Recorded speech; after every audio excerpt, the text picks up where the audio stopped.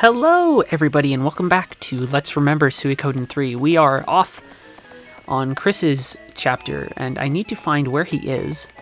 I need to find Percival, so that we can go off wherever we need to go.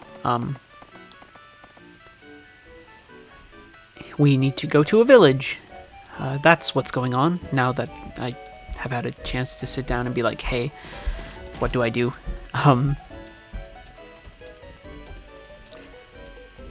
This has been good. Getting back to this has been enjoyable, really rewarding, and I think that Chris's chapter shows a really nice transformation between, from somebody who's sort of searching and dealing with how to function in a political space, and then it sort of begins to shift into navigating personal spaces.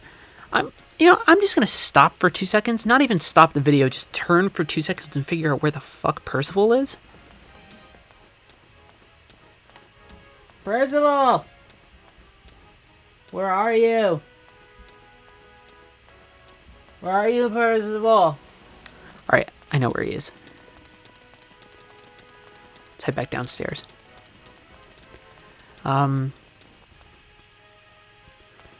That ever-present Suikoden lack of, sort of conveyance. This is the one... Not the one. There are plenty of other RPGs that have problems similar to this, but man, do I feel it here a lot. The only time I ever really felt it during the Skies of Arcadia Let's Play was when we were running around looking for Rocknum in the darkness of sort of Valua. Here it's like I need to just find characters. I need to find Percival, but it's like, where is Percival? Oh, I guess to find him I should go to this person. I should go find Salome and blah blah blah. It's such a pain in my butt. And so now, at least, more political stuff, though. Harmonia has invaded the grasslands, which is why that we moved off from attacking the grasslands.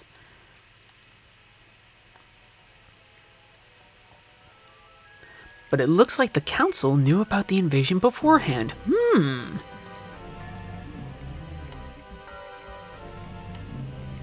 How do you know this, Salome? The speediness of it all. They sent back the information so quickly after the grassland invasion, they must have known all along. Which begs the question, why send us out there?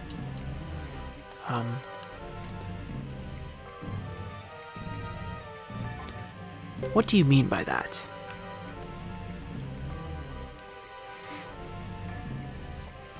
I am afraid that yesterday's attack may have been used as bait for the Harmonian invasion. Right? So it's this idea of, okay, well, we thought we were fighting maybe to show some power or avenge our comrades, but no, really, we're there to make a scene, to sort of act as this display that will draw in another power. Right, there's all of this weird politicking going on. Am I thinking ahead? Maybe I am. I do know I need to totally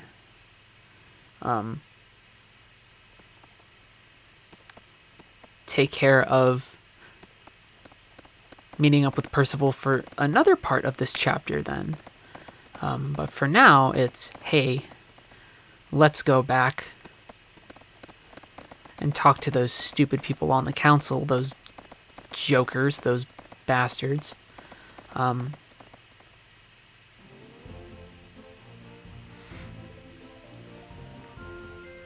Which can make this part of the game feel padded. So Hugo's going to have a problem in his chapter where his chapters are a lot about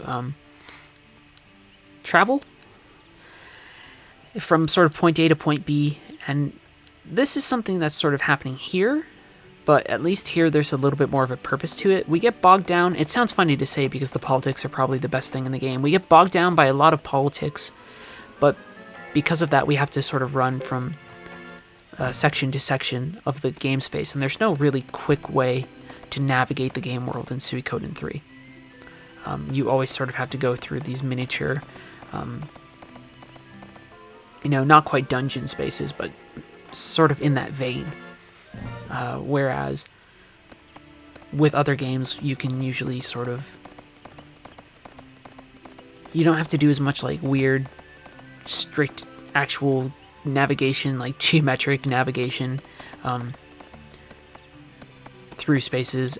Like the difference between a world map space and like an actual dungeon space is huge. It makes a big difference.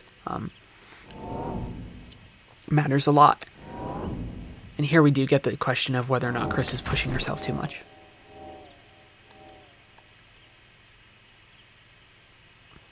Which in this case seems to be true.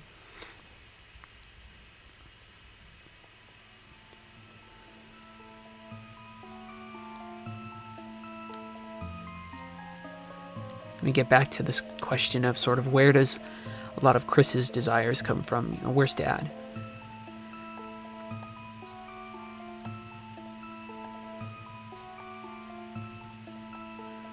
My dad is absent, which then goes on to my dad is dead. And arguably, what is Chris trying to do as a soldier? She's trying to reconnect to one degree or another with her father again. Or perhaps to understand why her father did the things that she did, or he did. Which is understandable, right? That's a understandable and relatable emotion, insofar as we all sort of have feelings about our parents that we can sort of project onto Chris, or sort of figure all those things out through the lens of Chris's experience. It's easy to empathize with her, and I think that's very nice.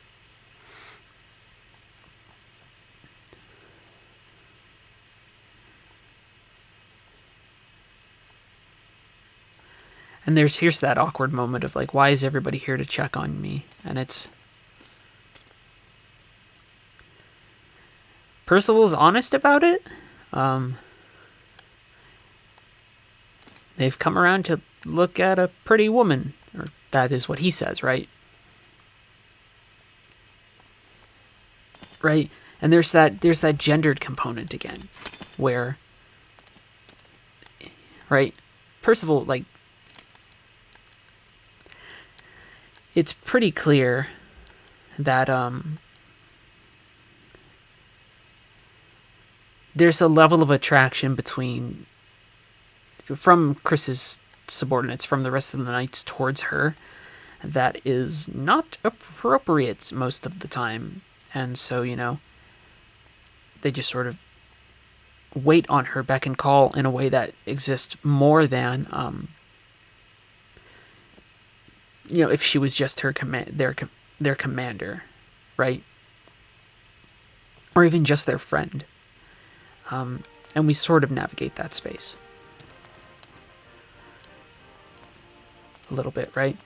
And now, sort of what I said before, talking about that notion of don't push yourself too hard. Now that we see that it's a real thing, the statements maybe don't feel as patronizing.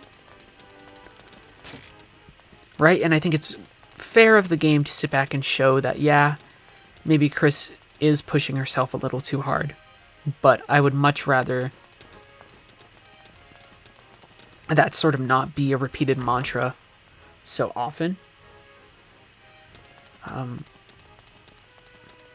Because the implicit notion of, Chris, you are pushing yourself too hard, carries an undercurrent of,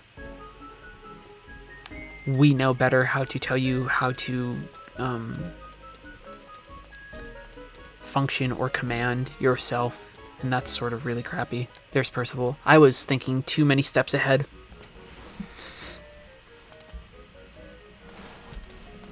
But the idea of just, the notion of exploring whether or not you are pushing yourself too hard in the name of duties is important. And then it's important to consider whether or not those duties are worthwhile, which the game is also forcing us to consider because of all of the politicking. The game doesn't necessarily digest all of those things in a perfectly healthy way when it comes to talking about Chris's gender. Like, it gets it right so often, and then other times it's just like it hits this hint of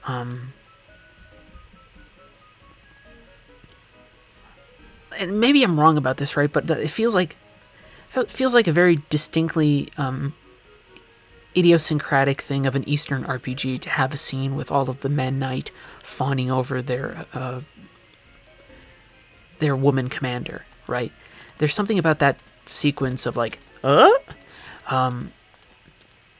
that's not really quite the tone. It's probably more of a Tim the Toolman, but you understand what I'm saying. That moment of like, isn't this wacky? Like, they're doing all of this, and it's like, sure, they care about their commander, but how much are they really sort of projecting onto Chris because of her gender? And the game hints at that, but never fully wants to consider the real repercussions and ramifications of that, which is sort of a bummer. It's a bummer, to be sure, to use a very technical term. It's a little unfortunate to have a character who allows us to examine all of these sort of gender norms within certain spaces and everything. That's really great to have. But then we also have to sort of reconcile that with the fact that, again, we see this game. I mean, everything is seen through a lens. It's seen through the lens of our experience, but it's also seen through the lens of our knowledge, and then through the lens of, like, the creator, right? And this is a distinctly Eastern title, which means that sometimes it will display distinctly Eastern attitudes towards gender and sexuality. And I feel that a lot of those moments are the moments where they undercut the larger examinations that the game wants to do on power or gender or anything else. Those moments can be undercut in those times where we enter into that more perhaps cartoonish space of sort of Eastern gender interplay.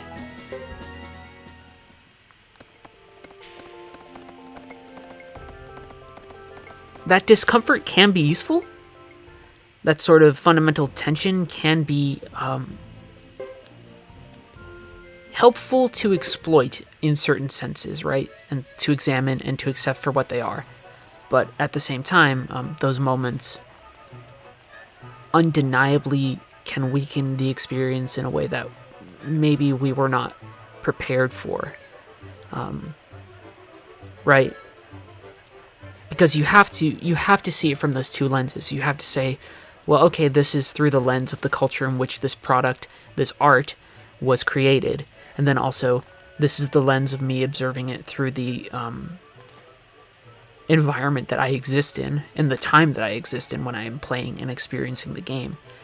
And those two things don't always reconcile. And it's okay to have conflicting notions in your mind about something. In fact, it's really healthy and useful. So I can sit back and say, well, this game allows me to, through Chris, examine questions of gendered power in ways that other JRPGs cannot or have not always done. But at the same time, I can also say, because of the nature of the form, it doesn't always follow through on the promise of those investigations, because it's still sort of stuck in the space of being a JRPG.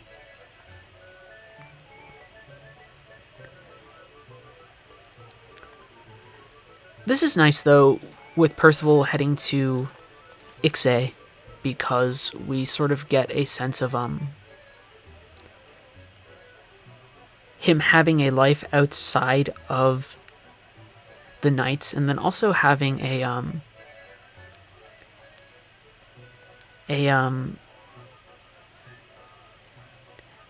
sort of character beyond just the airs of affectation that he puts on, right? So, she mocks him for saying it. She says, certainly Percy, right? Whereas Percival cultivates this sort of very kind of Casanova image or personality, right? Which is an intentionally affectated thing that he does. It's not just, well, the character is this, but it's also, within the context of this game, we understand it as the character consciously tries to embody this. Like, Percival is trying to personally embody an image of sort of an elite, cool knight. We don't get to see that struggle as much because Chris is our POV character, but it's there. We understand, especially once we're in this space, that what Percival's doing is not... it's not just that his characteristic of, like, his token characteristic within the group is, like, he's the Casanova. It's more like he puts on these airs, and we understand that those are airs because we get to see him in a space now where those airs don't really mean much, and that's kind of nice. Aha. And what is going on up here? Trouble in River City. That's what's going to be going on.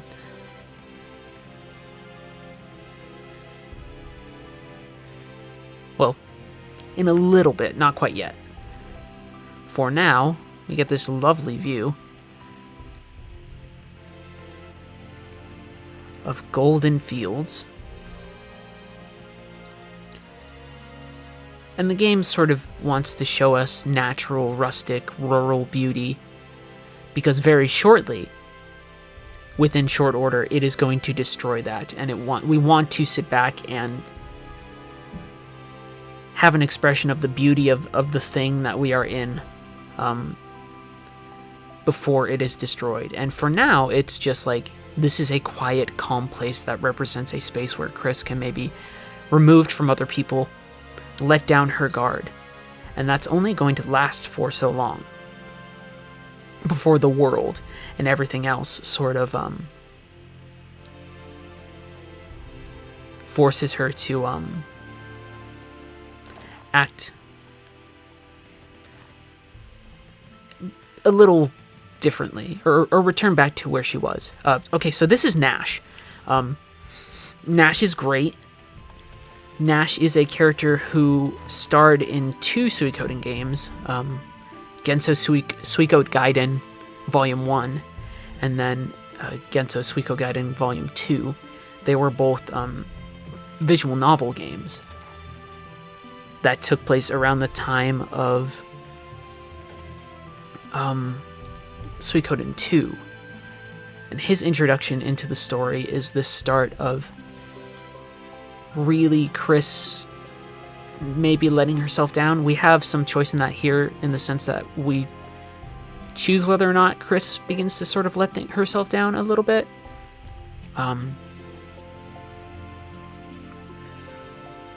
Right? Sort of like, what's going on? She's opening herself up a little bit with a stranger, in the sense of like, hey, my mind was at rest, just taking in the scenery. Right? And we talk about small moments, but small moments add up and aren't, right? So it's pretty sad when you think of it. The sun sets every day, and we know this, but how often do we take the time to ever see it and truly experience its beauty? There are things that are very taken for granted, and one of the things that Nash does entering into this space is that the introduction of Nash and the introduction of some of the mysteries that he's going to draw Chris into are about sort of taking that time. that time to personally reflect, to sort of figure things out.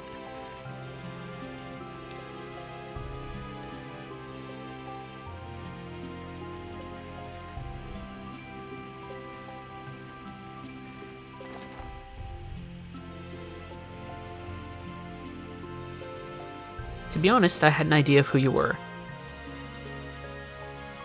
I have been commissioned to investigate the conflict between the grasslands and the Sexton. Aha! Everybody in this game has an agenda. But Nash is searching for certain people, and that is going to be the key thing that makes him enter into Chris's space. He says it's sheer luck. Never trust Nash. At least in terms of that. Nash is too smooth of an operator.